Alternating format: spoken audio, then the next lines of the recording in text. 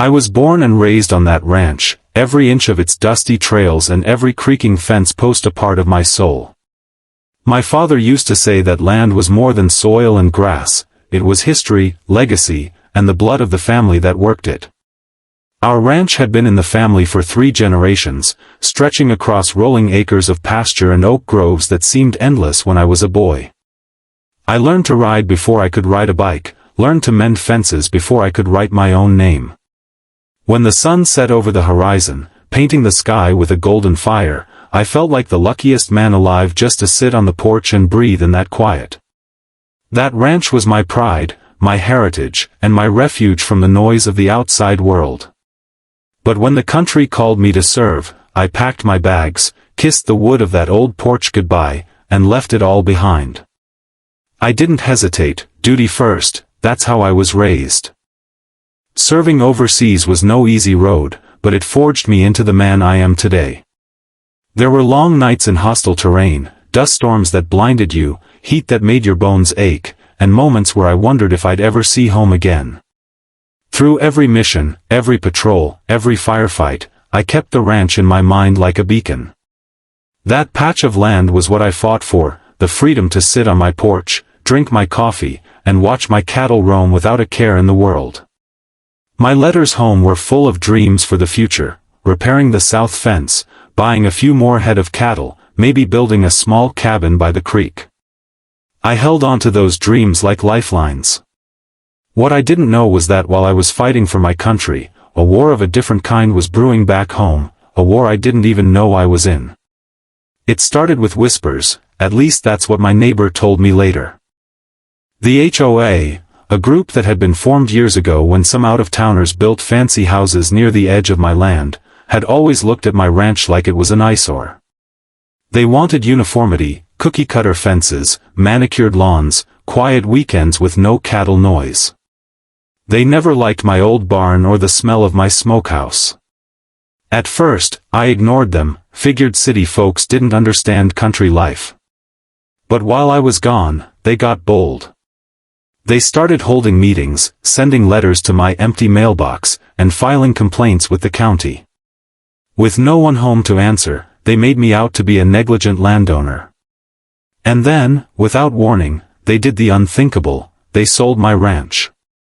I found out the day I came home from deployment. I'll never forget that moment. I stepped off the plane, duffel bag slung over my shoulder, heart racing with excitement at the thought of going home. My boots hit American soil, and I could almost smell the sweet hay of my barn. But when I drove down that long dirt road toward my gate, something was wrong. The fence was freshly painted, not by my hand, and there was a big, shiny HOA sign planted where my mailbox used to be. My stomach turned to ice. When I reached the gate, it wasn't my gate anymore.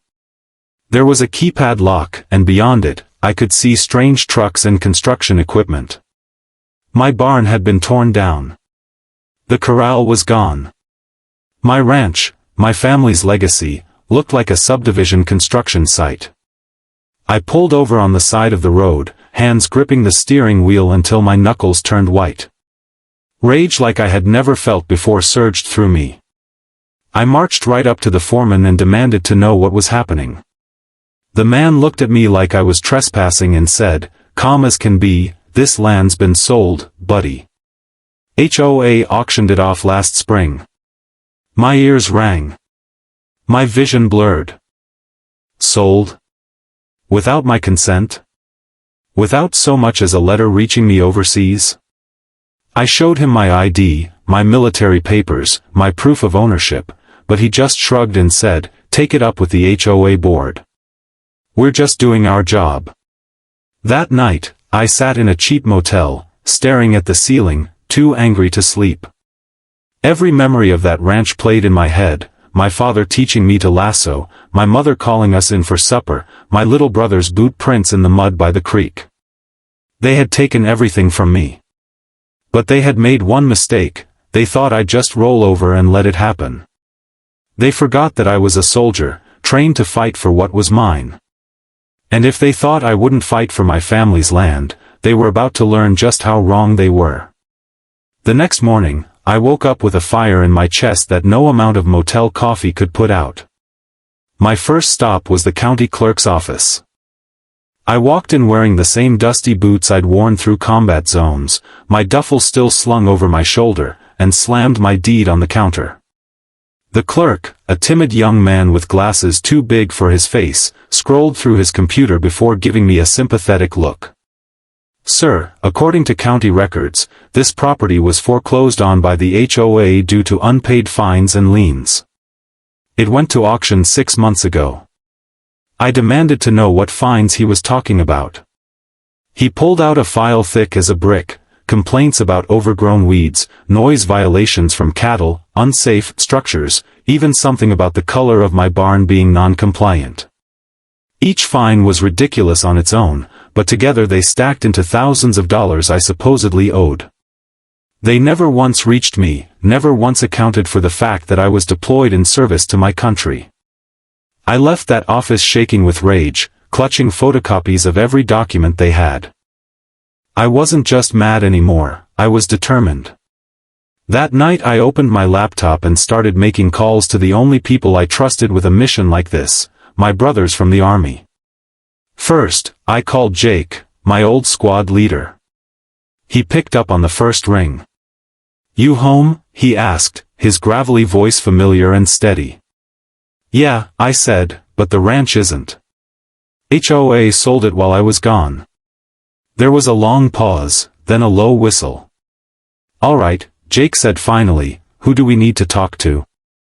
Within a week, my motel room turned into a war room.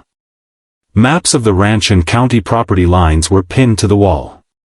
My laptop played recordings of HOA meetings I'd found online, where smug board members bragged about cleaning up the neighborhood and turning that old ranch into something profitable. Every word fueled me. My friends started arriving, one by one, men and women who had fought beside me in the desert, people who knew what it meant to stand together under fire.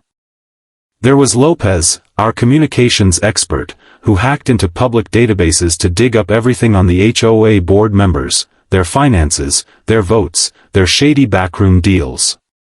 Then there was Mills, who used to handle logistics for our unit. He started making calls to county commissioners, state officials, even the local press. As we gathered intel, a picture started to form.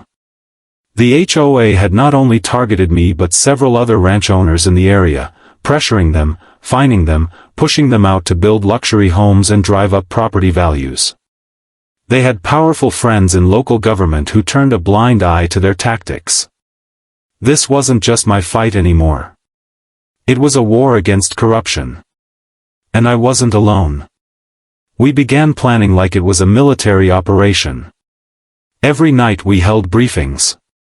We outlined legal options, tactical options, and ways to put pressure on the HOA. One of the first moves was contacting a veteran-friendly attorney who nearly fell out of his chair when he saw my case file. "This is illegal on so many levels," he said, flipping through the papers. "They violated the Service Members Civil Relief Act. They can't just foreclose on a deployed soldier's property without court approval. And judging by this, they didn't even try." He agreed to take the case pro bono and started filing motions to halt construction and reclaim the deed. But I wanted more than just legal justice. I wanted every single person who signed off on selling my ranch to look me in the eye and explain why. I wanted them to feel the weight of what they had done. So, while the lawyer handled the paperwork, my team handled the strategy. We documented everything, recorded every call, filmed every meeting. We started reaching out to local news stations. Within days, a story aired on the evening news: veteran returns from deployment to find ranch sold by HOA. Public opinion shifted fast. Neighbors who had once stayed silent started speaking up. More ranchers came forward with their own stories of harassment. The HOA board began to sweat. Still, they refused to back down. They hired their own lawyers, tried to paint me as a negligent landowner, even called me unstable for bringing in fellow soldiers. But that only made us dig deeper. We uncovered emails proving the HOA president had personally profited from the sale of my land, skimming off the top of the auction money. That was the smoking gun. My lawyer filed criminal charges. While we waited for the court date, we fortified our plan. Jake suggested we prepare for the worst. If they tried to bulldoze what was left of my ranch before the hearing, we'd be ready to stop them. We rotated watch shifts near the property line, keeping an eye on construction crews. More veterans volunteered to help, parking their trucks on public roads near the site, just their presence enough to make the workers think twice. We didn't make threats. We didn't break laws. But we made it clear, this was not over. Every night, as we sat around the table, I could feel something shifting inside me. The pain of losing my ranch was still there, but now it was tempered with resolve. We weren't just defending my land, we were sending a message to every crooked HOA, every petty tyrant who thought they could bully people out of their homes. We were proving that some lines can't be crossed without consequences. And as the court date drew closer, I knew this was just the beginning. The morning of the hearing, I put on my dress uniform, the one with the rows of ribbons across my chest, the polished brass that caught the light just right. I hadn't worn it since my redeployment ceremony, and as I straightened the tie in the motel mirror, I felt the weight of every oath I had taken. This wasn't just about me anymore. This was about every service member who had ever come home to find their life ripped apart while they were away. My team walked in with me, some in civilian clothes, some in uniform, standing shoulder to shoulder like we had in combat. When we entered the courthouse, the air changed. People stopped whispering. Even the HOA board members, smug as they had been in the past, went quiet when they saw us.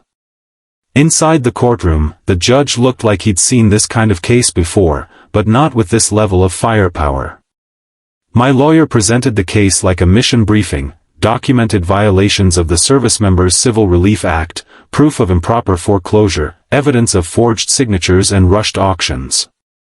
Then came the smoking gun, those damning emails showing that the HOA president had personally profited from the sale. The room fell silent as my lawyer read them aloud, each line painting a picture of greed and arrogance. The HOA's attorney tried to object, but the judge overruled him. When it was my turn to speak, I stood straight, looked the judge in the eye, and told him what it meant to lose that land. I told him about my father, my family's history, and how I had spent nights in a foreign desert thinking about that ranch, only to come home and find it stolen. My voice didn't shake, not once. I was trained for high-pressure situations, and this was no different. But when I finished, I saw something in the judge's expression, a flash of anger on my behalf, maybe even respect. The HOA president was called to the stand next. He tried to act confident, but sweat beaded on his forehead as my lawyer grilled him. He stammered through excuses, claimed they had sent notices, claimed they had the right to act in the best interest of the community, even tried to say my service had nothing to do with the case. But when my lawyer produced the email where he'd bragged about finally getting rid of that dusty cowboy, the courtroom gasped. That was it. The president's mask cracked, and the judge leaned forward with a glare that could cut glass. By the end of the hearing, the ruling was clear, the foreclosure was illegal. The sale was nullified. My ranch was to be returned to me, and the HOA was ordered to pay damages and legal fees. But I wasn't done. Outside the courthouse, cameras flashed, microphones appeared, and reporters shoved them in my face. I stood on those courthouse steps, my friends behind me, and told the world exactly what had happened, how a group of people had thought they could strip a soldier of his home for profit. The story went national. Veterans groups rallied behind me. Donations poured in to help other families fight back against abusive HOAs. The HOA board tried to save face. They called an emergency meeting, issued half-hearted apologies, even offered me a settlement if I'd agree not to pursue criminal charges. I refused. I wanted accountability. I wanted the president and every board member who signed off on the sale to face the consequences. And so the criminal investigation moved forward. Fraud charges were filed. Some of the board members resigned immediately, others lawyered up and tried to fight, but the evidence was airtight. As the legal storm raged, I returned to the ranch for the first time since the ruling. The gate was still locked, but this time I had a court order in my pocket. When I swung it open and stepped onto that soil, I felt a weight lift off my chest. The place was scarred, bulldozers had torn through parts of the pasture, the barn was still gone, but it was mine again. My brothers and I walked the land together, making notes of everything we would rebuild. We talked about putting up a new barn, planting new grass, maybe even putting in a memorial plaque for every veteran who had ever fought for their home. But just when I thought it was over, the HOA made one last move. Late one night, we spotted construction crews sneaking in through a side road, trying to finish grading part of the land they had no legal right to touch. It was the last straw. We drove out there, headlights cutting through the dark, trucks forming a line across the road. The workers froze when they saw us, not because we were armed, we weren't, but because of the look in our eyes. We didn't yell. We didn't threaten. Jake simply walked up to the foreman, handed him a copy of the court order, and told him to leave. The man didn't argue. Within an hour, every machine was gone, leaving behind a silent field under the moonlight. That night, sitting on the hood of my truck with my friends around me, I realized something: this wasn't just a victory. It was a warning to every HOA, every corrupt board, every bully hiding behind bylaws. We weren't afraid to fight back. And if they ever tried something like this again, they'd be facing more than just legal papers. They'd be facing a united front of people who refused to be pushed around. The morning after we cleared out that last crew, I stood on the porch of what used to be my home and watched the sun rise over the battered land. The place was quiet, too quiet. No cattle lowing in the distance, no sound of the wind whistling through the old barn boards. Just silence and the crunch of gravel under my boots. But instead of despair, I felt resolve. This ranch wasn't just going to be restored, it was going to be reborn. The first thing we did was organize. Jake drew up a plan like we were prepping for deployment again. Lopez set up comms, this time, a shared message board where volunteers could sign up to help with cleanup and rebuilding. Mills handled logistics, coordinating deliveries of lumber, fencing supplies, and concrete. Word spread fast. Before long, people from all over the county, neighbors, veterans, even strangers who had seen the news, were showing up in trucks loaded with tools and food. It felt like the whole town had come together, and for the first time in months, I felt a real sense of hope. We started with the fences. It was grueling work in the hot sun, pounding posts back into the hard earth, stringing barbed wire until our hands were blistered. But every post felt like a declaration that this land was ours again. Next came the barn. We laid a new foundation where the old one had been torn down, hammering and sawing late into the night under portable floodlights. People brought their kids to help paint, and soon the new barn stood tall, its red boards gleaming against the green pasture. When we hung the big sliding doors for the first time, everyone cheered. It felt like putting a heart back into the ranch. While we rebuilt, I made sure to honor what had been lost. On the first Saturday after the barn was complete, we held a small ceremony near the creek where my father used to take us fishing. I set a stone there with an inscription: "For every soldier who fought abroad and every family who fought at home, may no one ever take what you've earned." We planted an oak tree beside it, its roots reaching deep into the soil that had nearly been stolen from us. Veterans stood in a line, saluting as we lowered the flag over the ceremony. There were tears, even from some of the toughest men I knew. Soon, the ranch wasn't just a home again, it became a gathering place. We held weekend barbecues where neighbors brought food and music. Veterans from across the state started coming out, sharing their stories and finding a sense of belonging. I set aside part of the land as a sanctuary for them, a place where they could camp, ride horses, or just sit by the fire and find some peace. What had once been a battleground against greed was now a refuge of freedom.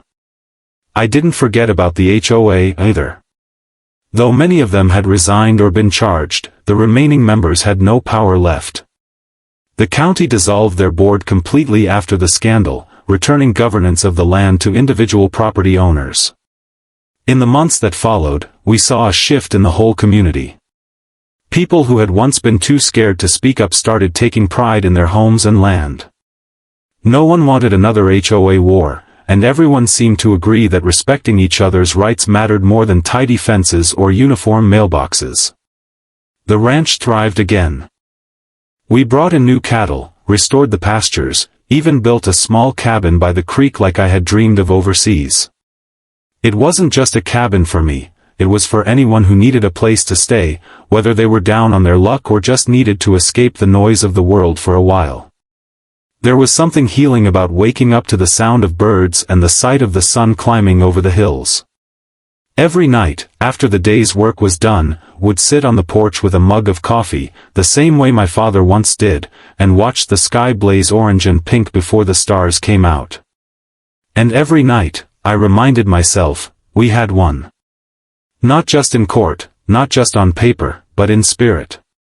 They had tried to erase my history, and instead, we wrote a new one that would last even longer. Months turned into a year, and the ranch became more than just a piece of land again, it became a symbol. The grass grew back thick and green, the fences stood straight and strong, and the barn became the beating heart of the whole property.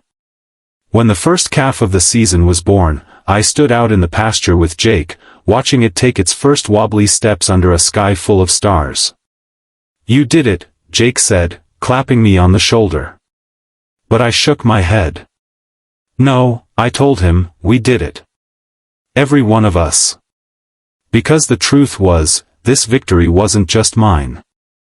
It belonged to every person who showed up when I needed them, to every veteran who fought overseas and deserved to come home to something worth fighting for.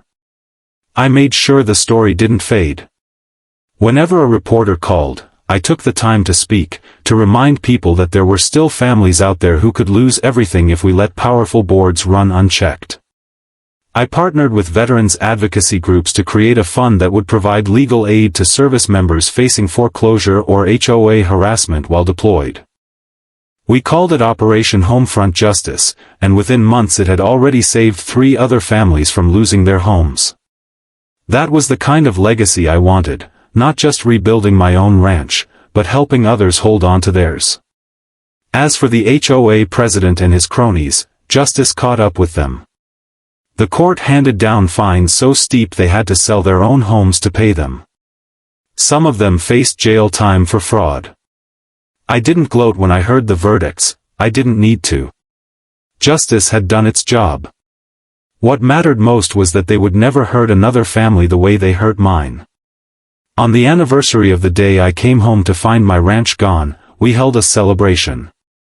The entire community came out, veterans, neighbors, even some people who had once sided with the HOA but had since changed their minds. We cooked a whole steer over an open pit, played music late into the night, and told stories around the fire. When the stars came out, I stood up on the porch and thanked everyone for standing with me. I told them that this ranch was no longer just my family's ranch, it was our ranch, a place where anyone could find strength when the world tried to break them. That night, long after the last truck had pulled away and the fire had burned down to embers, I sat alone on the porch with a glass of bourbon in my hand. The land was quiet, the kind of quiet that feels alive, like the earth itself is breathing. I thought about the war overseas, the war here at home, and how both had shaped me. I thought about the men and women who had stood by my side, and the generations to come who would grow up here, run through these fields, and maybe sit on this porch one day telling their own stories. I realized then that the fight hadn't just given me my land back, it had given me a purpose. The ranch would always be a piece of who I am, but now it was more than that.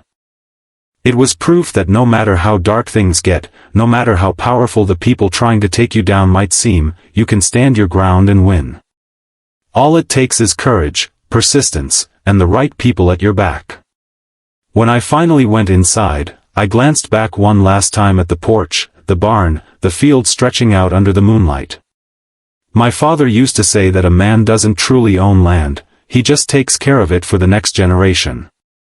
That night, I understood exactly what he meant. The ranch would outlive me, outlive this fight, outlive everything except the memory of what we did here. And that memory would remind anyone who set foot on this soil that freedom isn't given, it's defended.